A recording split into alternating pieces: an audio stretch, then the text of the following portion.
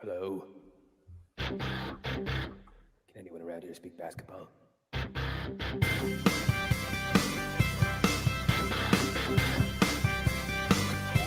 it is. It's the Confederacy of Dunks Basketball Podcast.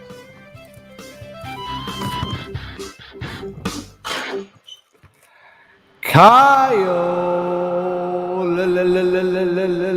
Lowry. Welcome to the Confederacy of Dunks Basketball Podcast. I am your host, Freddie Rivas. And who, sir, are you? I am the producer, Matt Duncan. Freddie, how are you doing today? I am doing pretty good. I'm appreciating the very lovely weather and that my inflatable birthday basketball balloons have air in them still. The power of helium, eh? Look at that. I mean, go check out our YouTube if you want to see these balloons Freddie's got.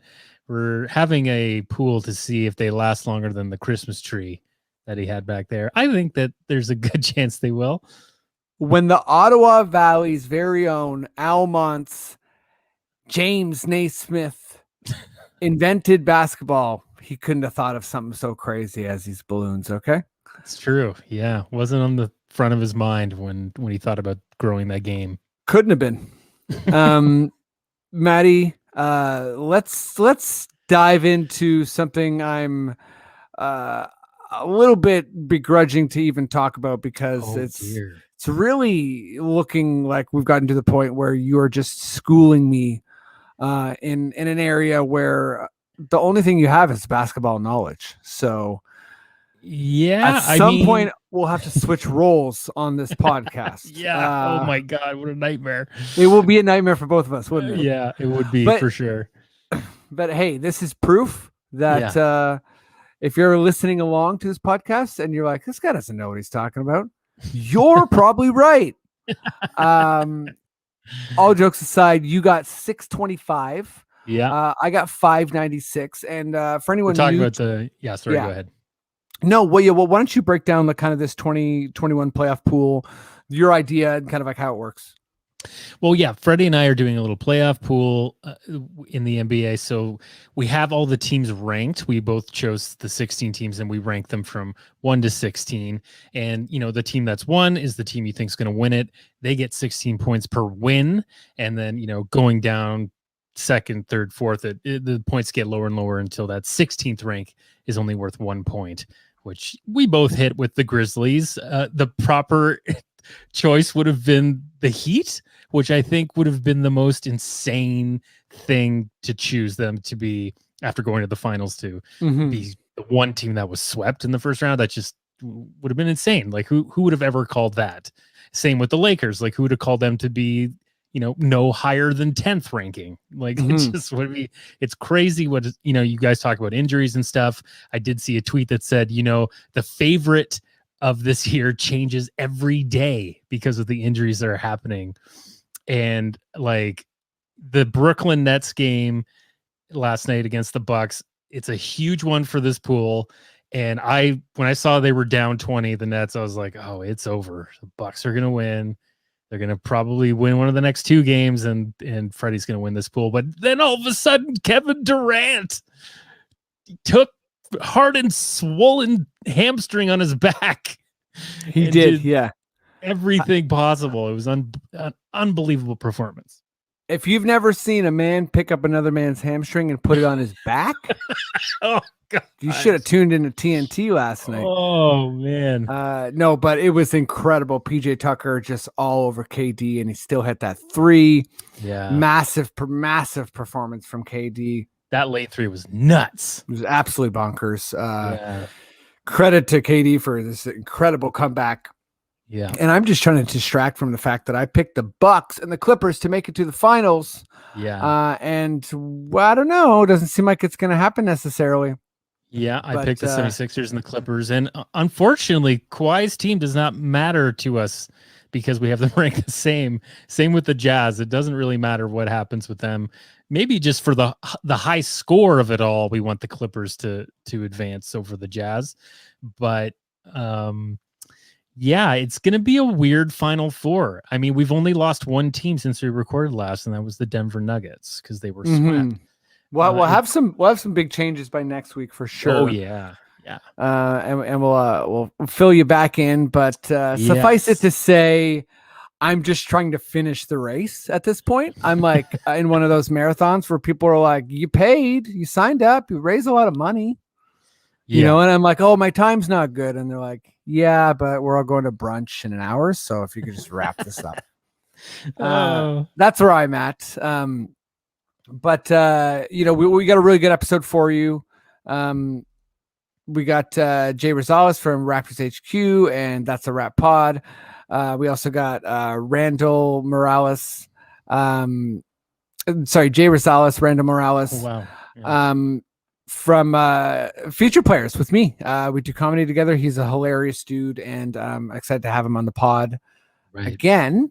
And I think before we talk about some other stuff, Matt, just, you know, let's just give people a super quick how-to if they want to like help us, subscribe, do a review, like anything you do if you are listening, any type of like moment you take out to like subscribe or like write anything is algorithmically beneficial to us, and we do appreciate it. So thank you very, very much.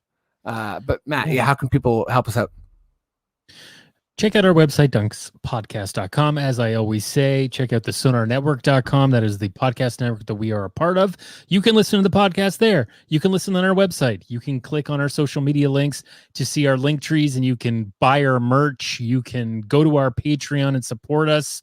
And you can just follow us if you want on Instagram and Twitter. You know, subscribe and all these things, and we will tell you when it's ready. You don't have to go looking around. That's the best thing about subscriptions, I hear. So yeah, get those Apple subscriptions or Stitcher or iHeartRadio, whatever you use. Spotify's taking over the world. No one knows it, but it's true.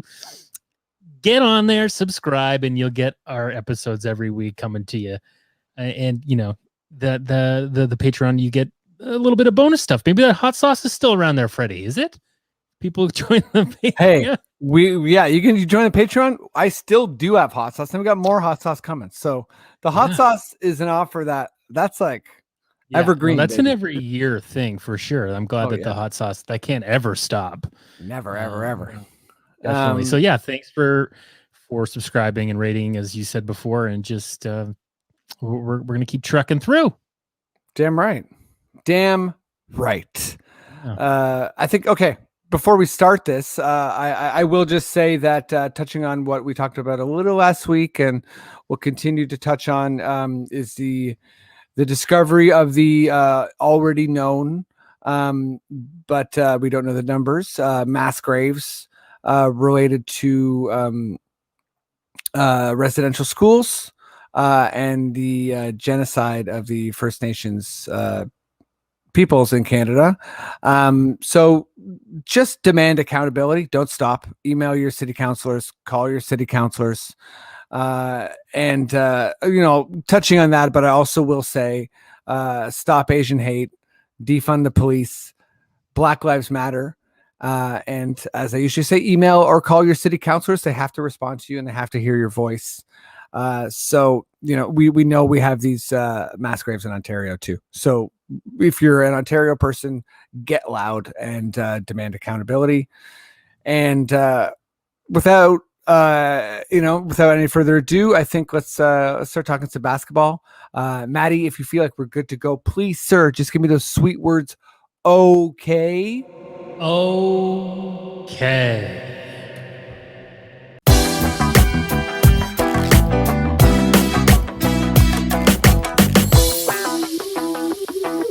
Okay, let's bring on guest number one here. As always, lots to talk about. This is one of the funniest people I know. He's done the pod a bunch of times. I met him originally through improv, IRL in the real world, making people laugh, also in the real world.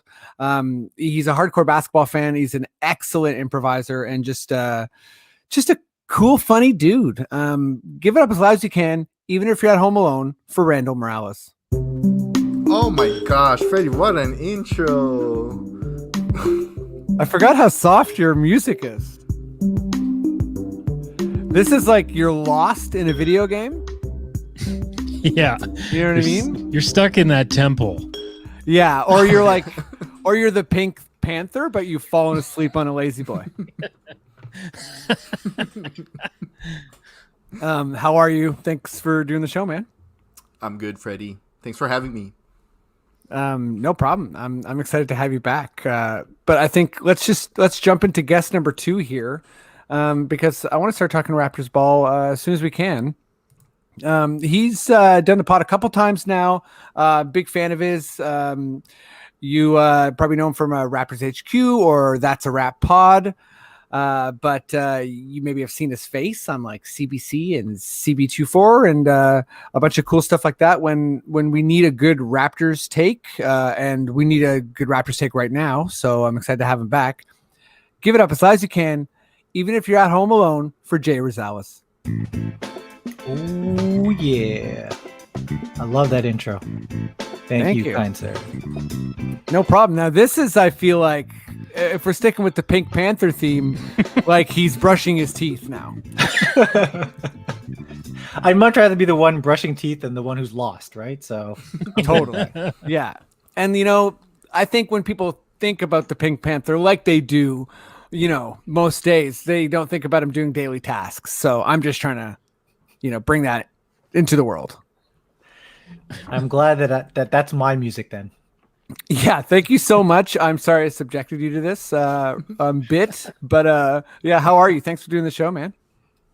Couldn't be happier. I got my second vaccination appointment booked for tomorrow, so I am counting down the hours.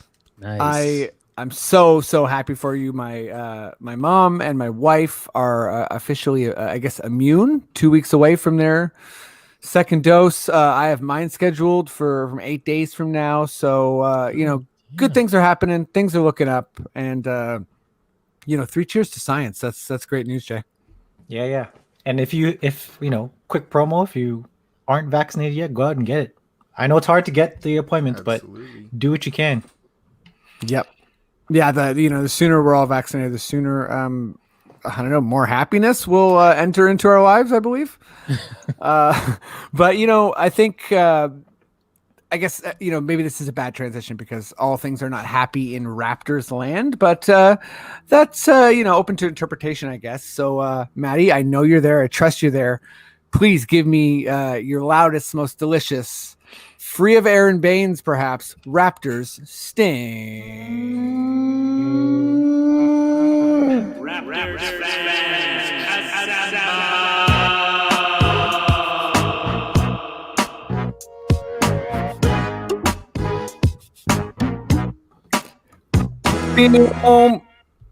Shout out to Matt. I love that sting. Always makes me think of the Ricola commercial for no reason. I picture Matt. I picture you at your cottage. Like you're just like each sound is a new, contributing factor to the audio file you're building. And most of my stings could be screamed into the distance for sure. I think so. Yeah. Okay, let's jump right into Raptor stuff. Randl, I'm gonna go to you first here, and Sergio Scoriolo is out. I know, I heard. For the Raptors. He won one game as a head coach for us. Congrats. No, I'm sorry, I'm not trying to dismiss him at all. He's fantastic. But he is on his way out. We're still unsure about Masai, and I guess that Pascal shoulder issue has turned into a I believe labrum or surgery for torn labrum, and they're saying it was somewhere around 5 or 6 months. Could miss. I guess we'll see, but some regular season time. We'll see how much, but how I guess worried are you or stressed out, or is this kind of a thing where it's like it's still some ways until the season, so this is kind of like the usual, not usual, but like this is reasonable within an off season? This kind of news. Yeah, I don't know. Like, I think the Raptors ended last season in which we kind of showed what our weaknesses are and where we kind of need to develop. And I think the biggest kind of hole that we have in our team is just we don't have a reliable guy to take that big shot. So I think even if everything works out well for the next season, it may be an kind of an okay season for the Raptors anyway. Maybe like a deep playoff push. So those issues that happened are terrible. But I think overall, we definitely need to kind of think, how are we going to get to that second ring? Right. So for you, it's kind of like we're not really in contention right now anyway. So Yeah. these types of issues are things we're going to have to navigate to get to that like next level. Is that fair? Like kind of like we have to do it anyways. Like the work is before us. Yeah. It's not like, oh, next season we're definitely going to be contenders. And now it's not happening anymore. It's not that kind of a step back. But Right. Yeah. Like it's not as if we're at the precipice and all of a sudden, you know, something is in our way. It's kind of like there's a lot of work to be done, and also here's some more work. Yeah. Sorry, I don't know if I'm paraphrasing you appropriately. You tell me if I'm not, okay? All right. I don't know if I'm paraphrasing myself well too. But hey, yeah. We're all doing our best out here. Jay, you know, how are you feeling about this like off season, like, you know, the stress level, you know, just, yeah, I threw out 3 different scenarios with the assistant coach, the injury, and Masai is kind of like, you know, unknown negotiation, just as kind of like, not necessarily cliffhangers, but like, these are the types of things that we're thinking about in the off season. Does this feel within the range of normal, or are you kind of more on the worried side? I think with how the season has gone, it's a time to understand that this team did need a bit of a shakeup, right? The team that was out there last season was not as good as we all had hoped, taking into account that there were some extraneous factors there.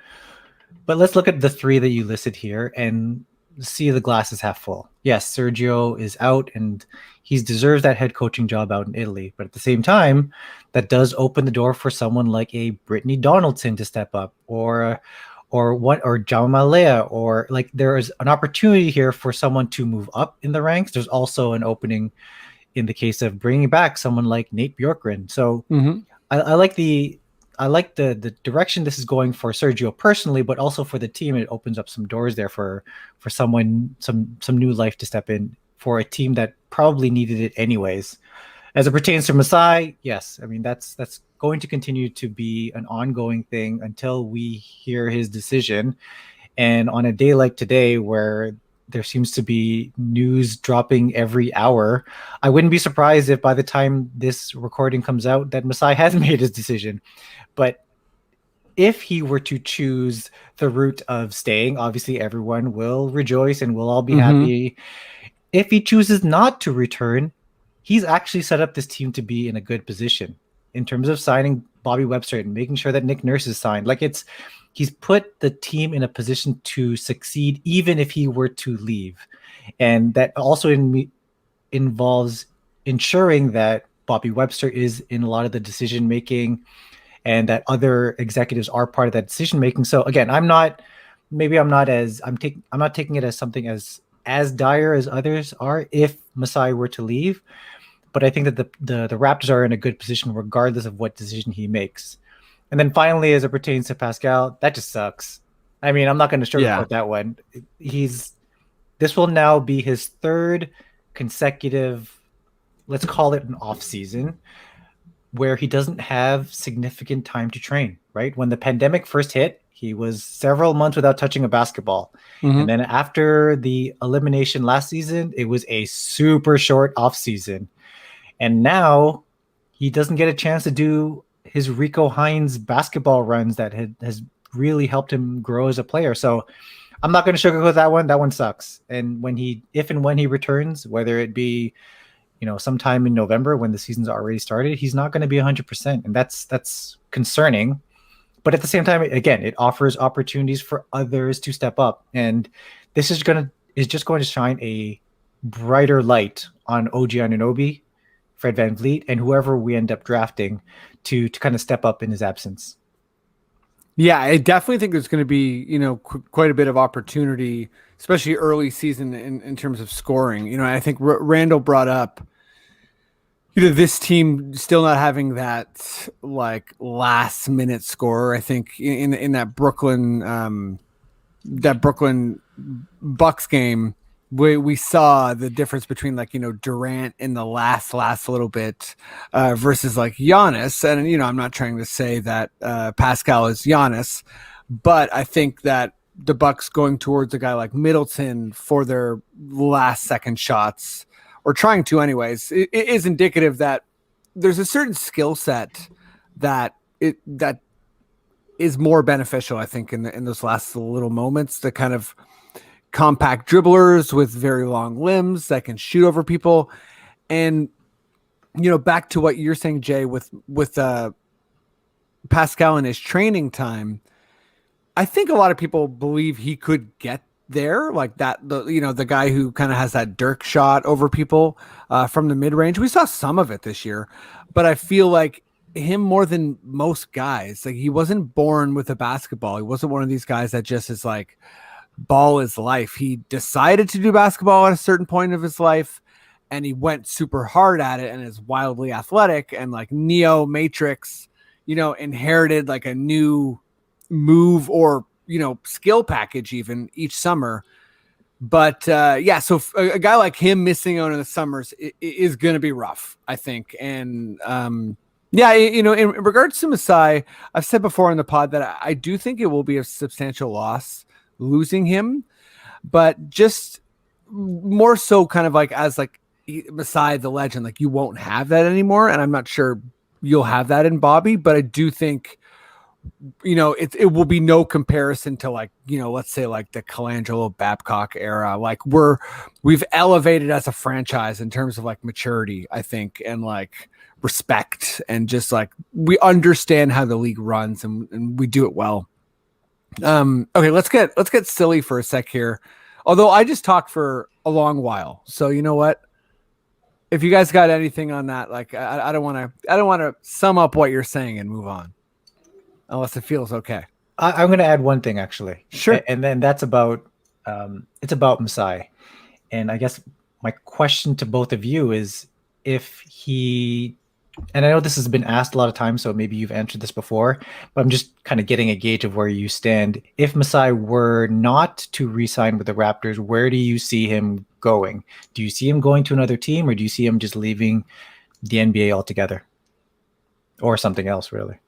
I feel like I can go super quick here because I've said it so many times, I'm not the first person with this take, but I think it's either like the highest level of basketball or something bigger than basketball, like politics.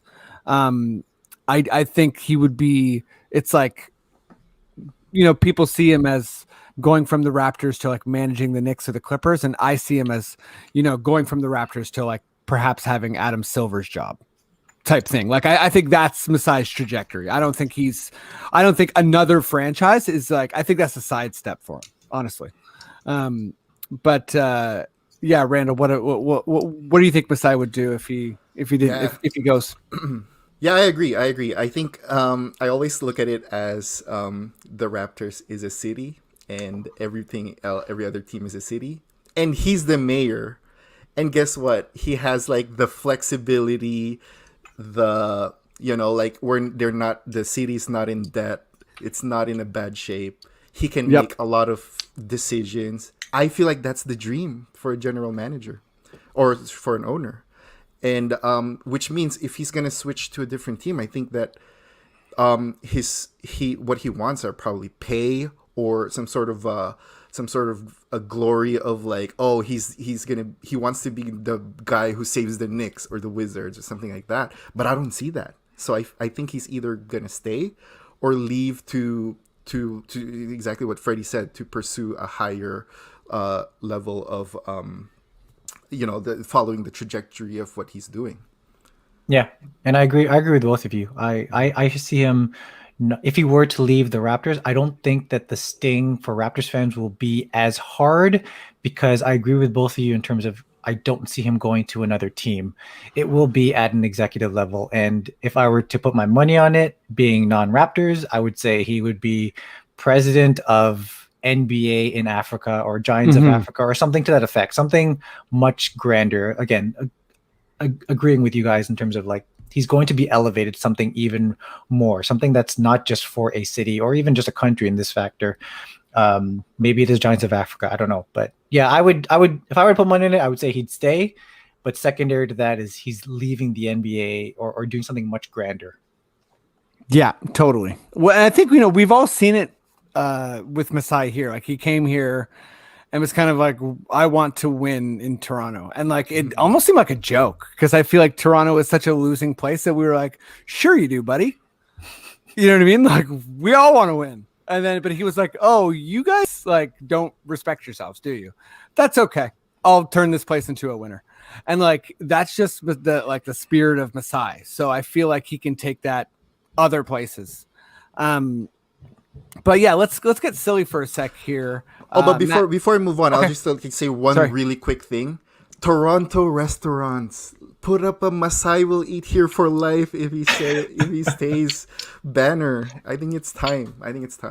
All right. I know it's always weird when we get desperate like that. I just wish we'd go full like, hey, you know what? Smart City gave up their Portland's contract. Guess who's got it? Masai. That's your part of town now. So what you want to do, whatever you want to do, that's fine. Like, it's literally, that's your part of the city. And we'll keep talking with you about other things. But okay, now legit, let's get silly. Jay, I want to start with you because I think you're most familiar with this incident in the draft lottery.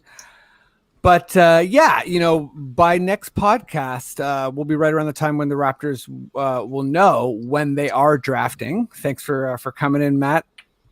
But so we'll know if we're drafting 10th or 11th or 2nd or 3rd or what have you. And then workouts will start and we'll start kind of speculating about who's going to fit and, which guy we want, that sort of thing. And all of this just reminded me of a hilarious incident. Please Google it. Please read it if you want to be dialed in for this segment of the pod. But there was a player who I do believe, Jay, you can correct me if I'm wrong, but I think he got drafted to the Milwaukee Bucks. Oh, that just makes the story even better. Yeah, to be honest, I hope I'm right there. But he was from China. His name's Yi Jianlin. Forgive me if my pronunciation's off. But he was like the full package. He was awesome. Everyone was interested in him. But his, it was very guarded around like what he could do. And his agents, weren't really telling anyone.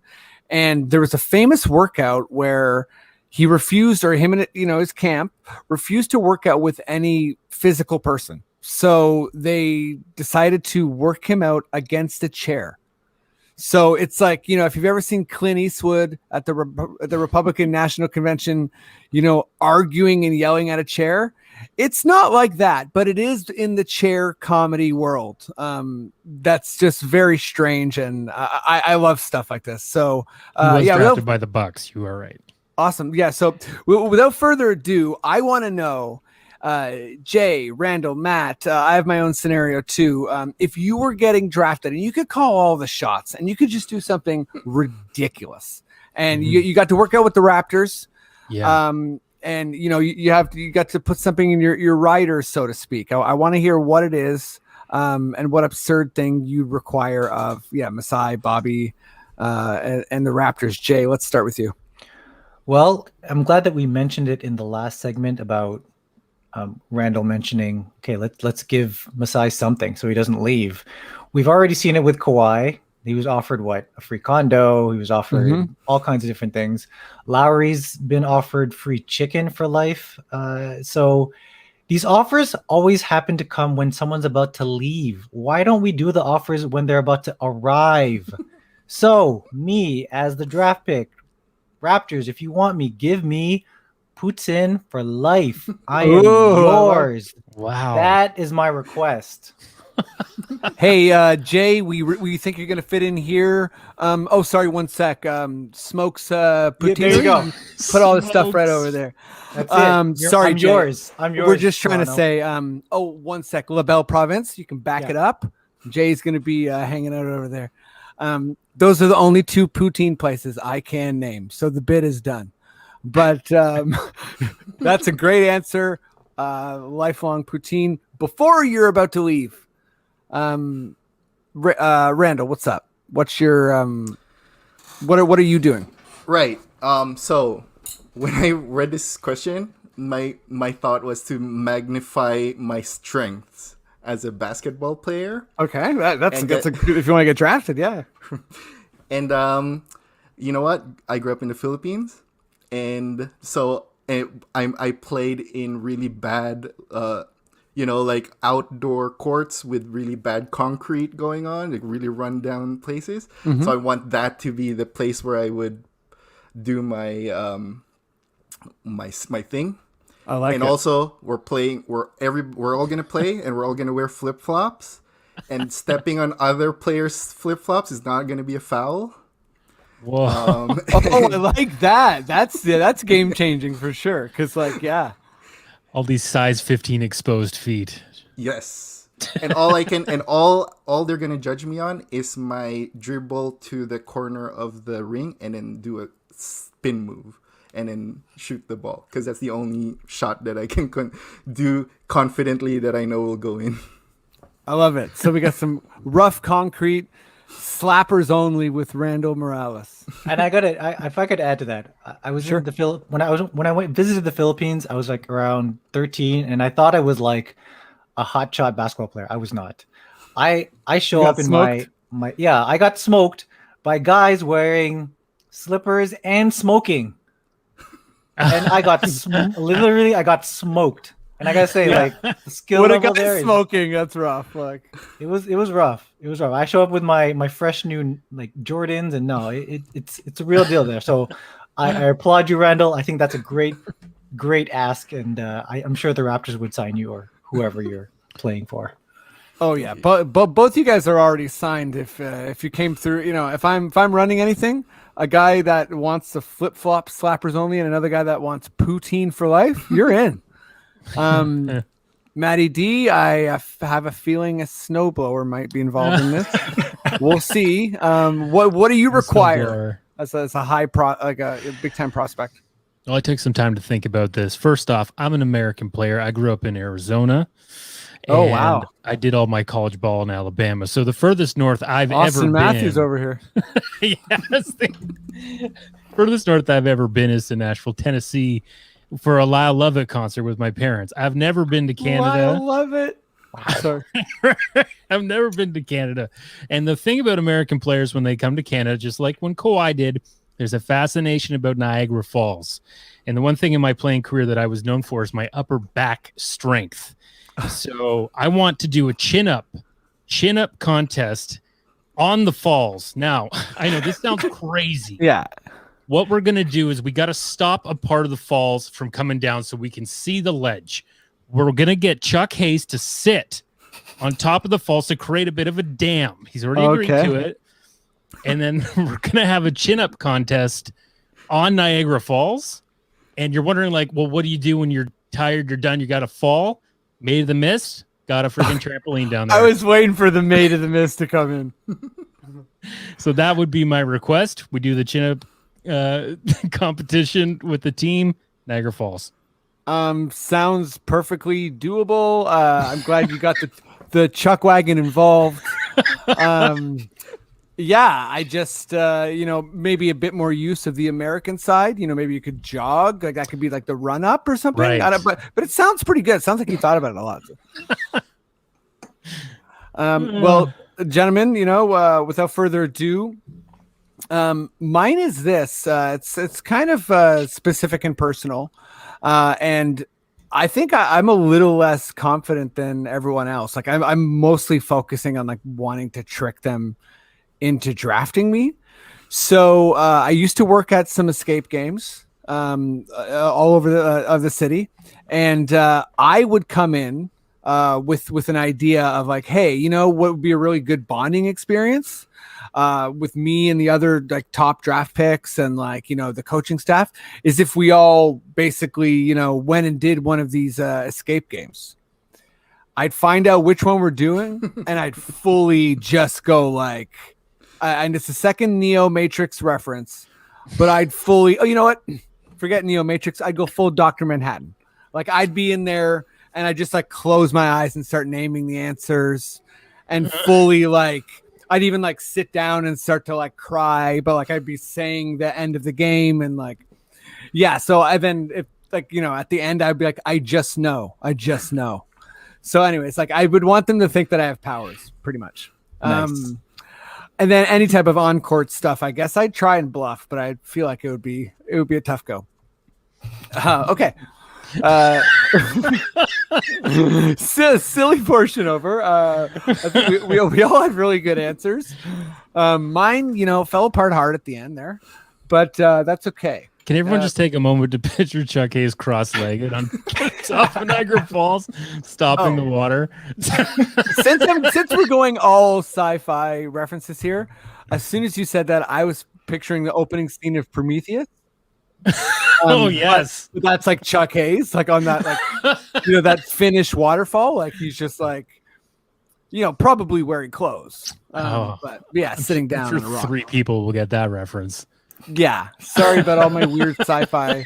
There will be no Blade Runner references. Okay, everybody. Let's do question number 3. Randl.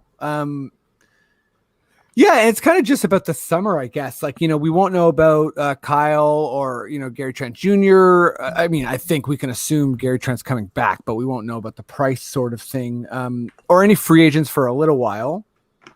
And Pascal's injured at least at for the beginning of the season. So what kind of or like which player's internal growth do you think helps us the most? Like who on the team and what specifically can they do that will elevate this team next year? Yeah. Well, I think Chris Boucher has been going on a really good trajectory. I think he's a very reliable big man for the Raptors now. Mm-hmm. Very excited about Freddie Gillespie and Khem Birch to see what's going to happen there. I think they're both really promising. But my answer is Flynn, Malachi Flynn. I really like him. What he brought to the Raptors last season, I thought he could have gotten more minutes, and I think he will be a really good get a couple of threes, get a couple of stops guy coming from off the bench for the Raptors next season.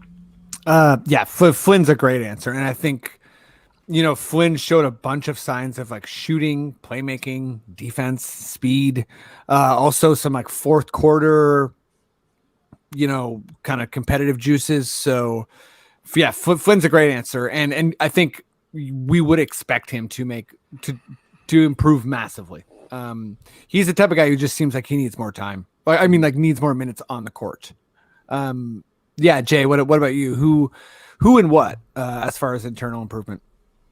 I love that answer of Flynn. And I've actually already kind of referenced this earlier, but for me, it's still OG. Yeah. And I feel like this is the 3rd consecutive year I'm saying OG because every year he gives us flashes. He gives us flashes of what he can become. And I think one of the early jokes that we made when he was drafted was that he's Kawhi 2.0 and everyone laughed. But you see glimpses of it. Totally. And we saw another leap last year, and yet he still leaves us with that possibility that there is even more in his bag. So I'm really interested into seeing how he will grow over the summer, and the loss of Pascal, at least for the first little bit of the regular season, should actually help him because it forces him into that alpha role that we're hoping that he can kind of take. Again, a lot of this will also be dependent on where the Raptors end up in the draft and who they end up drafting. But Yeah. OG Anunoby for me is I guess the number one for me. Flynn is a close number two, but OG in terms of like what he can do on the offensive end and kind of taking over, because on the defensive end we already know he's our guy. He's our shutdown guy. He can play any position. He can guard any position. But on the offensive end, yeah, I think just taking more of that alpha role, and he's already shown that he can. It just needs to show it at a bit more of a usage rate, and we're sitting really pretty if and when Siakam comes back. So OG's the answer.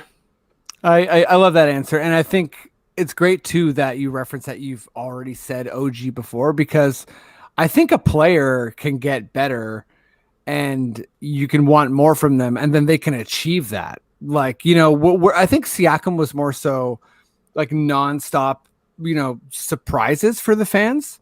Whereas OG, it's kind of like, oh yeah, right, he got injured. Otherwise he would have been drafted high. Like, he very much looks like a guy who's supposed to be really, really good in the league. And he's becoming one. And I think it's sort of like, yeah, you don't want to kind of take any development for granted. And I know where you're at with the Kawhi comparison. So I just wanted to, I just threw up a basketball reference. And I think, yeah, it's like, so check this out. So Kawhi, age 23 year, he's 16 and a half, a pretty remarkable 2.3 steals, 2.5 assists, 7 boards, okay percentages, or pretty good field goal percentages. And then OG is age 23 season. He's 16 points, almost 2 steals, 2 assists, 5 rebounds, and better percentages than Kawhi. So yeah, I think as far as comparisons, they're almost identical. So I think for anyone getting to like, whoa, let's not go crazy here. It's like, well, just heads up, OG Kawhi comparison is fully within your right to do. I think, although like a lot of comparisons, OG better be ready to take a fairly massive offensive leap. But anyways, you outlined all that, and I think with his 3-point shooting, with his additional playmaking, with more room because of Pascal, it's within range, and perhaps we can expect just a larger role in general for OG. That probably Flynn and OG are probably the answers I was looking for this question. Just for variety's sake, my kind of backup answer, if you guys didn't pick either of those, is Khem Birch. And I was like, I feel like I was leading the parade of let's not get too excited about Khem Birch for a little bit. And then also even afterwards, like, let's not, get too wild about Jalen Harris and Khem Birch, kind of like going off in not meaningless games, but games towards the end of the season. But with Khem, I just think I'm seeing more and more of Amir Johnson in him, where, even if he's not our center, our guy, I think he can be like one of the 3 or 4. I just really think he's the right age, the right energy, the right skill set. And maybe he's like if it's like OG, Pascal, him, and 2 other guys, maybe he's number 5. But I think we found something in him. I really do. And I think he just seems so comfortable here. And I think there's a lot there. Yeah, that's I think that's going to about do it for Raptors talk. Any other Raptors stuff before we move on to the NBA, guys? Yeah, I'm just gonna send a message to every Toronto restaurant. Please put up Masai will eat here for free Sure. if he resigns. Thank you very much, Randall. Oh, have I mentioned that? I think. Yeah, already you've said mentioned that Oh, before, sorry, and sorry. Yeah. and Randall has serious computer skills, so don't think he won't dox every restaurant in the city. I don't even know if that's the appropriate use of the term dox. I'm clearly a Luddite of sorts. It might actually help them if I dox the restaurant locations. That's actually probably gonna help. Okay, yeah. Well, whatever kind of expediates you making sure these chicken these chicken deals are available. That's what you do. You take care of that.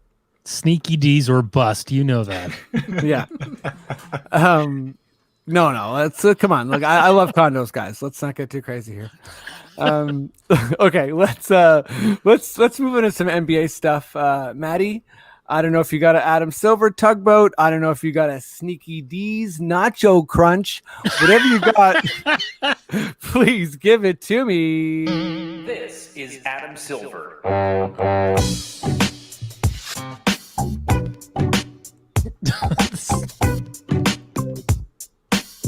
Nachos. Sneaky crunch. D nacho crunch. We've all been there, haven't we? Oh yes. I mean, I guess, yeah, we've all been to Sneaky D's, but I mean specifically the nacho crunch. Yeah. You get there. Their famous dish, the nacho crunch. Okay. Enough nacho banter. Let's go into just kind of the state of the playoffs. I'll start with you, Jay. And I'm just going to read what LeBron said an hour ago before the recording time here at 4:30 on the 16th. So, and just to preface this, Kawhi, I guess, has hurt his ACL. Oof.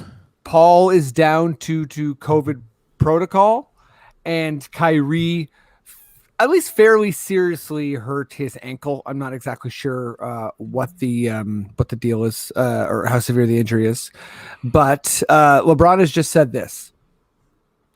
They all didn't want to listen to me about the start of the season.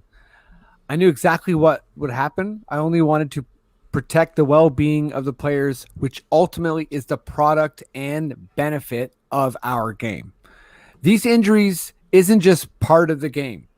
It's the lack of pure rim rest before starting back up. 8, possibly 9 all-stars has missed playoff games, most in league history. This is the best time of the year for our league and fans, but missing a ton of our fave players. It's insane. If there's one person that know about the body and how it works all year around, it's me. I speak for the health of our players, of all our players, and I hate to see this many injuries this time of the year. Sorry, fans. Wish you guys were all seeing all your fave guys right now. And then he threw just a little tweet after the thread. And I know all about the business side too, /factors, so don't even try me. I get it. Which is nice to cover, any kind of rebuttal. Well, which is true, but that the players union did sign on to this season and did agree to it. But, I think that's LeBron kind of mentioning that. So I think with all that said, with where we're at now, Jay, how are you feeling about these playoffs? Well, I mean, reply to what LeBron said, I agree, right? This has been a trying season, not just for the Raptors, but for every team in the NBA. It was the shortest offseason, I believe, in NBA history, because the bubble ended in August and then this season quickly started in December. And the part of the reason too, and this is not to hide the fact that the Lakers are out of the playoffs already, and they were also affected by these injuries greatly. Mm-hmm.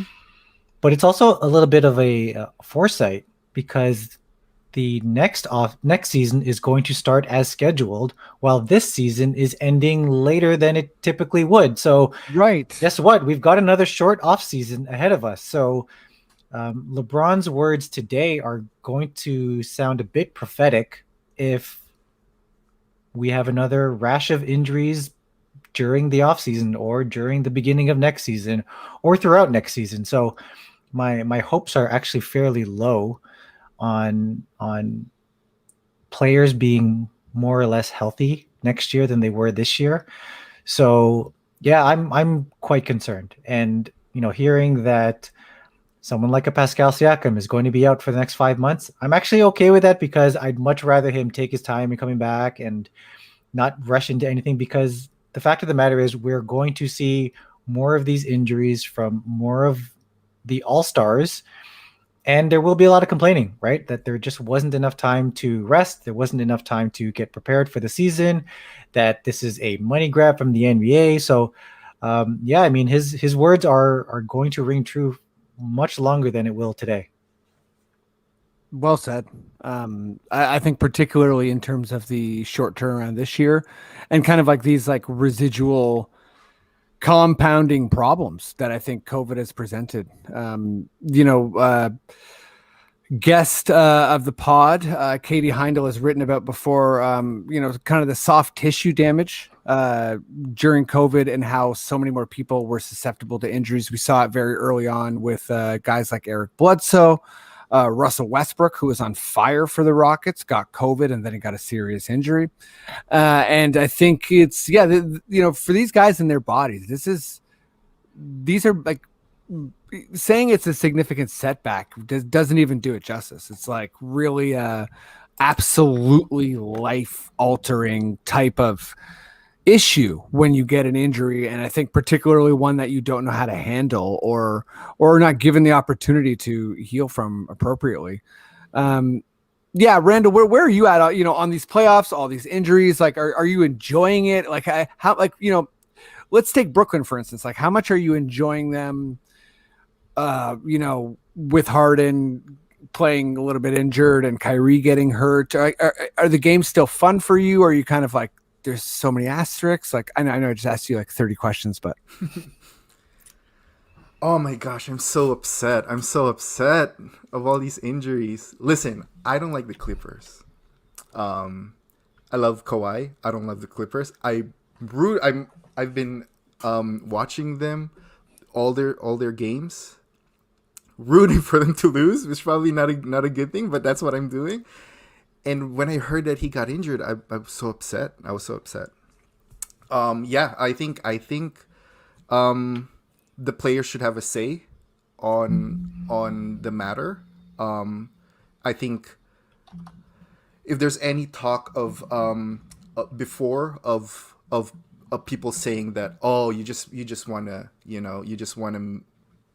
like telling LeBron that you just want that extra break or whatever, questioning his kind of commitment to the game. I think that should not exist at all.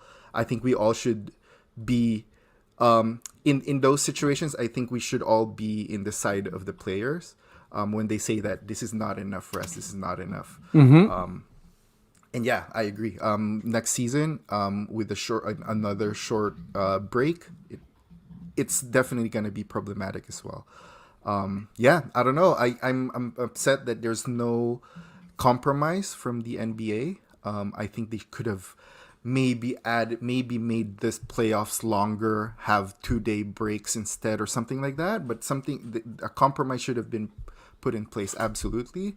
And I don't think it's a matter of, is it a short season or not? I think, or do we start late or not? Mm-hmm. Because I think that everybody's thinking in that binary way. And because of that, the league can just say, oh, money wise, it doesn't make sense. But I feel like I feel like the first step is just to say yes to the players. Yes, this is a concern that you have, and yes, we're gonna address it, and we're gonna have a conversation and having a compromise at the end of it. It's not gonna be what it is now, which is a shortened break, full season. Because yes, you're right. Short season means injuries, and that's what's happening now. Wow, I couldn't agree more, and I think you had some really good points there. But I just want to touch on the one that made me laugh the most, is because you got into some really serious, good stuff there, but you started with some casual Clippers slander, and I'm always gonna enjoy that. Like from a sports fan angle, like I always know someone's like a true Raptors fan when I ask them about something. and the answer ends up being like them talking about how they hate Bargnani. Like, that's when I know you're a real Raptors fan. If I'm like, yo, what do you think about Kyle Lowry? And it's like 5 minutes later, you're like, and then Bargnani played good for these 13 games. Like, you know what I mean? Like, that's when I know you're a hardcore.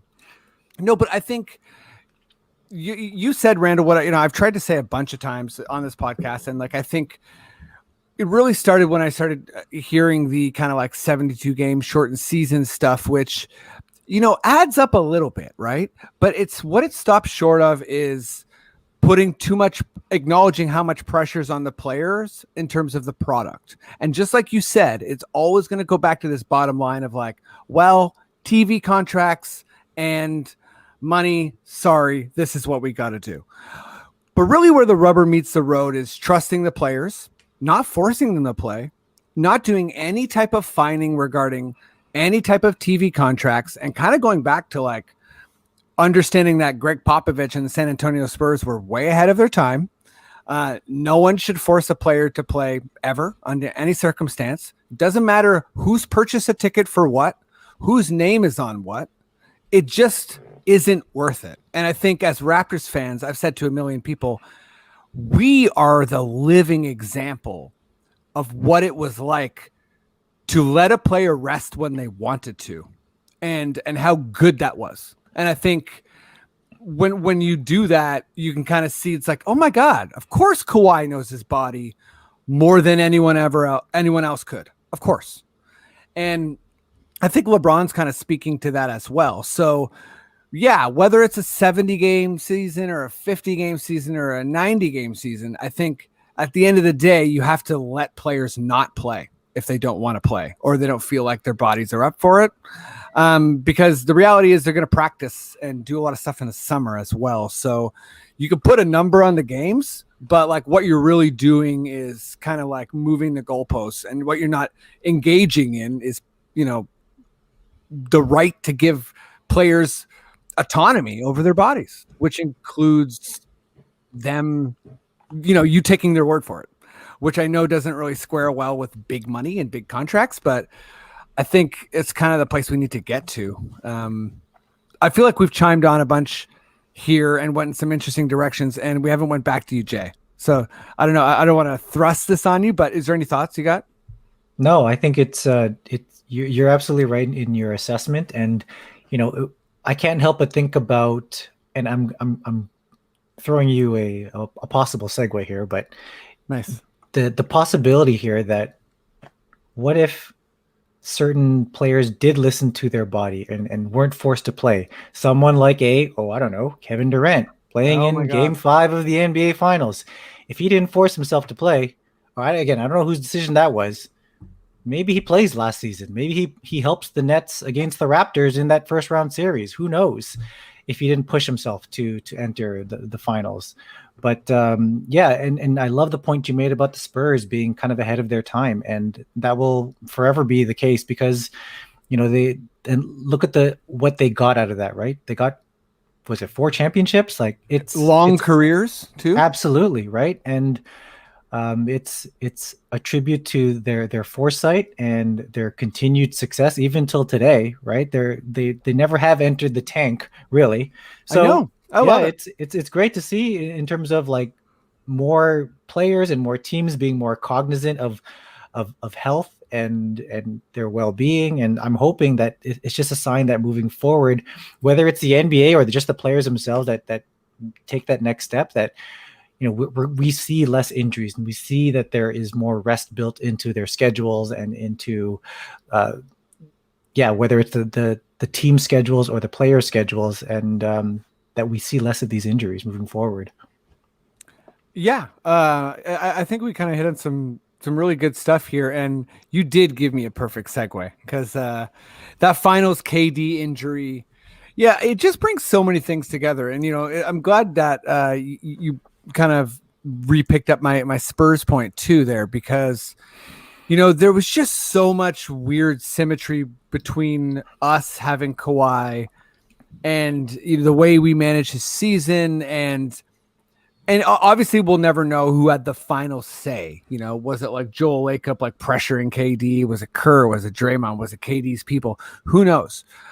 But I think at the end of the day, the narrative was pressure. The narrative was like, hey, if you don't come back and try, KD, like blah blah blah, you're not this or that or this. And I think the narrative has to be different. It has to be kind of like us as fans are like, oh man, that sucks that someone we love to watch is hurting.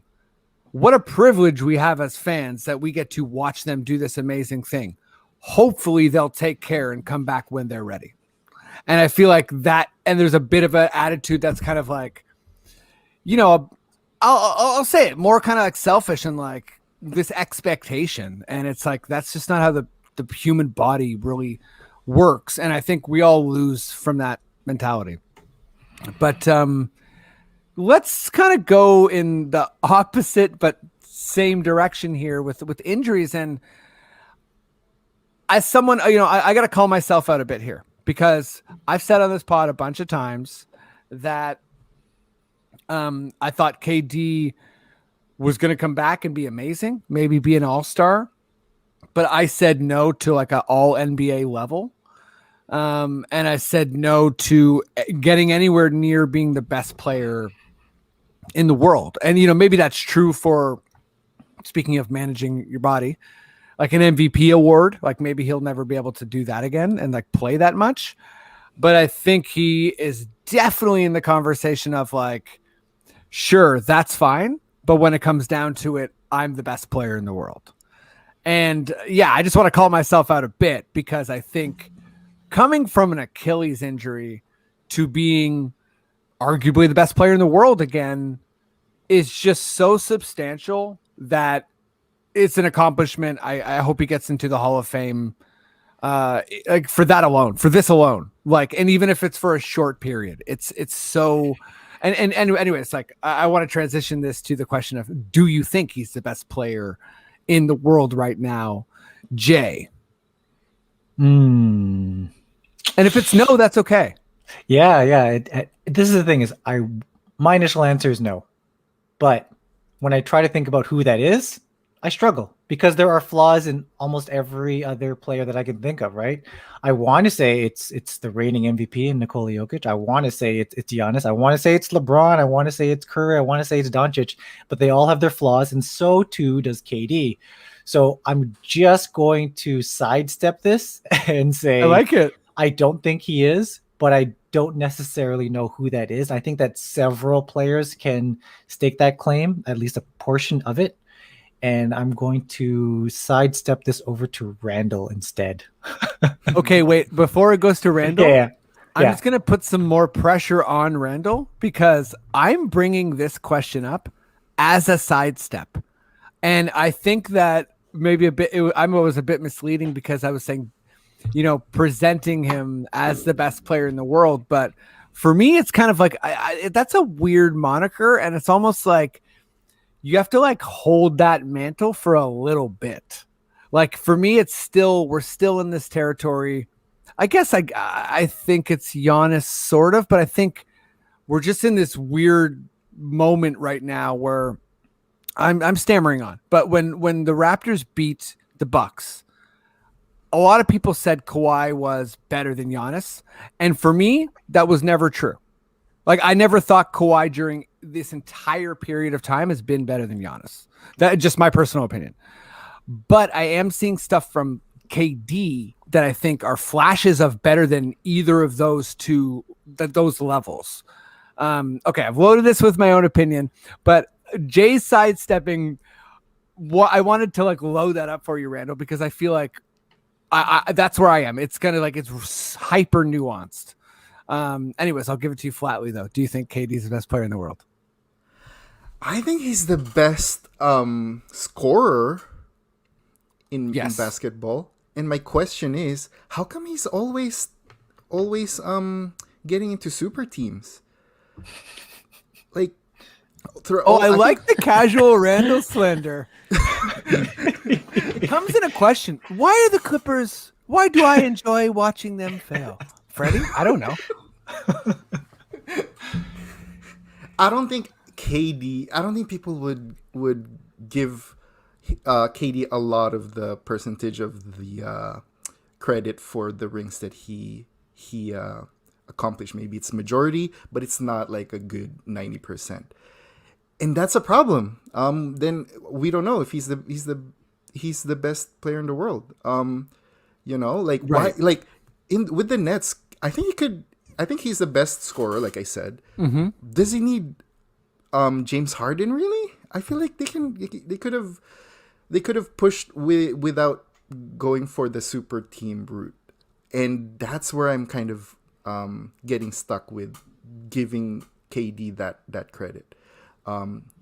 I think that's totally fair. I mean, like, because what you're not throwing the baby out with the bathwater. You're not saying KD sucks or something like that, but you are saying that his legacy is kind of complicated and there is nuance there. I mean, for me, I don't want to start a whole other tangent, but the fact that, there hasn't even been that much play of Steph without Clay and Clay without Steph, that even their legacy, I think when it's all said and done, will be pretty like intertwined. But yeah, again, KD has played with Westbrook and Harden and Ibaka and obviously Golden State and now Kyrie and Harden again. Sorry, but I feel like I jumped on your point there, Randall. Oh yeah, that's my point. Yeah, it's just hard to root for the guy because of those reasons. Because it's like, yeah, like what Jay said. There's so many great players in the league that are playing by themselves. Like with like if you would trade Giannis and KD, and KD's in the Bucks with that same team, I feel like they would easily win it all, and KD would get majority of the credit. With that argument, I'm saying then that I'd rather have KD a lot more than Giannis.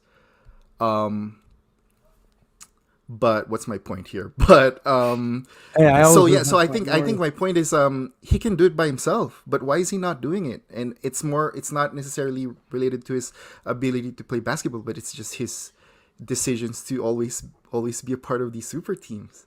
That might have been the most backhanded compliment I've ever heard. That's amazing. Like, you managed to say he is probably the best player, but like in a way that kind of insulted him. It's fantastic. I love the way you worded that. It's like Randall is like complimenting KD on Twitter, but then he's coming at him hard with his burner accounts. Randall has a bunch of like, KD soft burner accounts. And he's just like sending him pictures of cupcakes. Okay, let's finish this baby off with some quickish questions. Maddie, good sir, bring yourself in here and give me that quickish questions sting. Quickish question.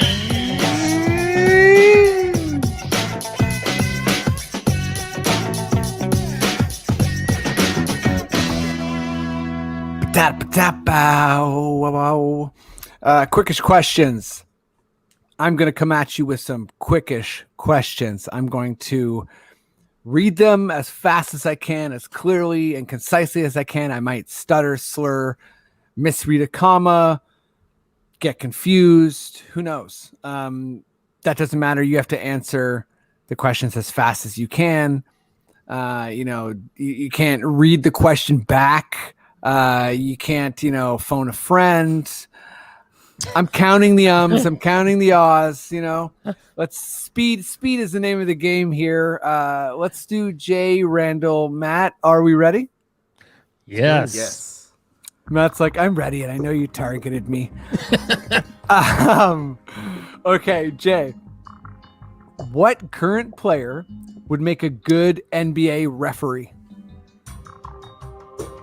I would go with Fred VanVleet. Oh, yeah, he would I like it.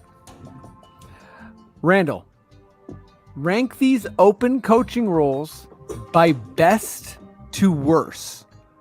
Pacers, Magic, Pelicans, Celtics, Wizards, Blazers. Oh my gosh, there's no repeating the questions, right? So I need to You have can. Yeah, memorized. you can. So we got Pacers, Magic, Pelicans, Celtics, Wizards, Blazers. All right, I'm gonna Just go. how about you with- give me your best? What's the best coaching opening there? I'm gonna go with Pelicans. Okay, how about the worst? Love the Pelicans. The worst probably be it's a good question. I'm just gonna say the Blazers. There's so much expectations there. Yes. It's gonna be very tough. Good answer. Maddie. Yes. Oh, I got this is a perfect question for you. Name a Oh. player you haven't seen for a while who you think is cool. Oh, sorry. Did you say the last part again? You're like, oh God, I don't even want to listen. You really cut out. Name a player you haven't seen for a while who Yeah. you think is cool. Player I haven't seen for a while who I think is cool. I'm gonna say Swaggy P. Wow, great answer. I totally thought it was like Prometheus, Chuck Wagon. I thought it was Chuck Hayes for sure.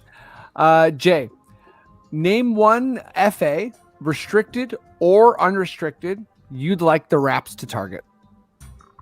Kawhi Leonard. Love it. Bring him home. Come on. Randall, what is the best memorable moment so far from this year's playoffs? And here's a couple suggestions. All your questions are lists. Steve Nash hugging KD, KD bodyguards, Mitchell's face after Kawhi's dunk, Trae Young's bow, New York's fans after Game 2 versus the Hawks. It doesn't have to be one of those, but like, what's like a favorite moment? Is the Mitchell face after that crazy dunk by Kawhi? Yes. Oh my gosh, yeah, then that one, because that dunk is insane. The dunk's insane. His face is funny. Yeah. Maddie, Yes. who are your top 5 point guards? Top 5 point guards. Boy, this is always a tough one for me knowing the positions. The little guys. Let's go with number 1 point guard. It could just be a top 5. It doesn't have to be 1 to 5. Oh, okay, just be in the top 5. James Harden. Is Steph a point guard? Mm-hmm. Okay, Steph. I'm gonna go Kyle Lowry. You nuts? Yep. 4. I'm gonna go. Is Lillard a point guard? Mm-hmm. All right, and number 5. I'm gonna go with. It's probably someone really obvious that I'm missing here, but I'll just say CP3. Why not? The guy's been amazing. Fair enough. Luca is very upset at you, but Luka. that's okay. I'm gonna add one more stall tactic. No singing, okay? Matt broke in the song. That's a new one for you guys. You can't break in the song to delay, okay? Although Little Matt, you can sing. guys. I know it sounds good. I got my own Jack. He's like my Jack and my Matt. It's good. Okay. Jay. We have 2 assistant coaching vacancies. Who should fill them? For sure a female for one of them. There's Mhm. Becky Hammond, there's Dawn Staley, there's Brittany Donaldson. So any one of those females for one of them. Yep. And let's bring back Nate Bjorkgren for the other. Love it. Randall. This is going to be fun for you because it's from you. Who would you want Nate Bjorkgren to get his old assistant coach job back with the Raptors? Oh, sorry, would you want Nate to come back? Yes. This is going to be fun. Matt, also from Randall. Who starts in place of Pascal in the next season opener? Oh boy, who starts in place? I would say Kem Birch. I don't know.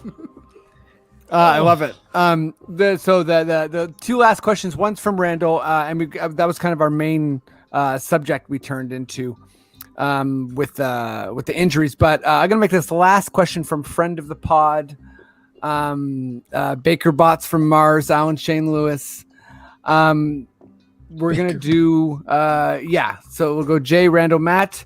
Which Yeah. team / player do you hate irrationally, and why? Ooh, that's a hard one. Irrationally. Anyone that deals with the Boston Celtics. Let's just say the whole team. Yeah, you hate the whole Celtics. To the point where I think if, like, I don't know, let's say Kyle Lowry were to go there, I would still hate the team. That's how bad it is. Oh, I love that. I love that very much. Randl, what team or player do you irrationally hate, and why? The Clippers. I think I already said it. Yeah, you're like, do you want me to say it again? And then and just gonna add something on that crazy dunk that Kawhi did. I think he got ruined by that announcer saying it's a Kawhi light or something. I think that added to it, man. That added to it. You liked it? You liked it? Hey, I want either we just saw a man fly, like the J.R. Smith one, or I want no regard for human life, which only comes around once a decade. So, but I think Kawhi could be, or Giannis, they're going to be the next one who gets the no regard for human life. Matt, Yes. what? Oh, I think I remember this. Who do you irrationally hate? Well, player in a team. You used to irrationally hate a team, which was a funny team to hate. Oh yes, that's right. Yeah, I totally forgot about that. But I hate the Spurs. That's right. Yeah, I hate the Spurs because they're always like so good, and And they work so hard and they're nice. They work hard. They just seem to be the most efficient NBA team, and I think it's hilarious to pick that team to hate because I think they're a beloved team in the NBA. Am I wrong? No, but if are. I could have a second pick, I would say it's the Brooklyn Nets. Because Ooh, I like that. when I first came on board this podcast, we got swept by them in the first round, didn't we? Mm-hmm. That was the that's right. sweep. So it's like that was the like fuck Brooklyn. when I was really paying attention to the Raptors and going through that series, and then just everything else with them building a super team and everything. Yeah, just their damn arena that's not good for hockey. I just hate it. No, you're right. You're goddamn right. Okay, my team that I irrationally hate. I'm going to answer this one too, because there is one. It's kind of the Washington Wizards because they swept us that one time. But I usually have a rule in my head where if you haven't won at all, or you haven't won in a very long time, or you're kind of like a small market, then I give you a break. But for whatever reason, I'm like, you know what, Washington, you go right to hell, okay? In my head, I'm like, I don't know why. But guys, that's it for the pod. That's it for Quickish questions. We made it to the end. Thank you both so much. Let's go to you first, Randl. What's up? Is there anything that you want to let people know or folks can check out? I'm creating content for Drugs the Telethon, which is happening on August 31st. Wonderful. So where can people find info for the telethon? Or is there a website? Instagram called Drugs. I should have been prepared. Hey, that's okay. You know what? Google Drugs. Is it Drugs the Telethon? Oh no, just do Drugs the Musical. That's the Instagram page. There you go. There you go. That's it for me. Check August it out. 31st. Drugs the Musical. Jay, what's up? That's a wrap for sure. But what do you want to let people know about?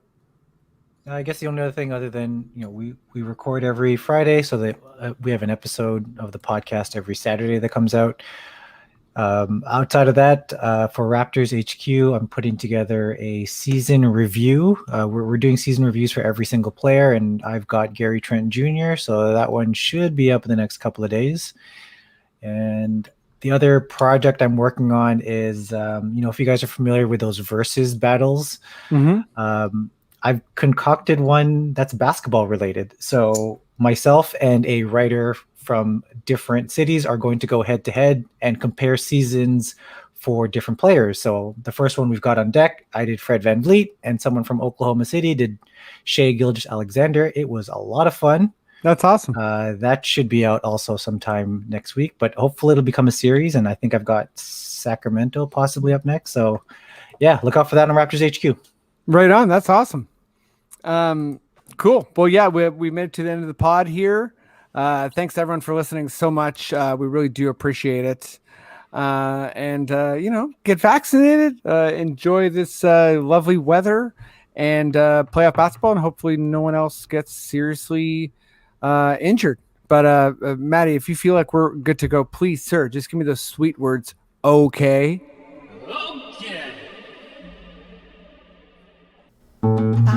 This podcast has been brought to you by the Sonar Network.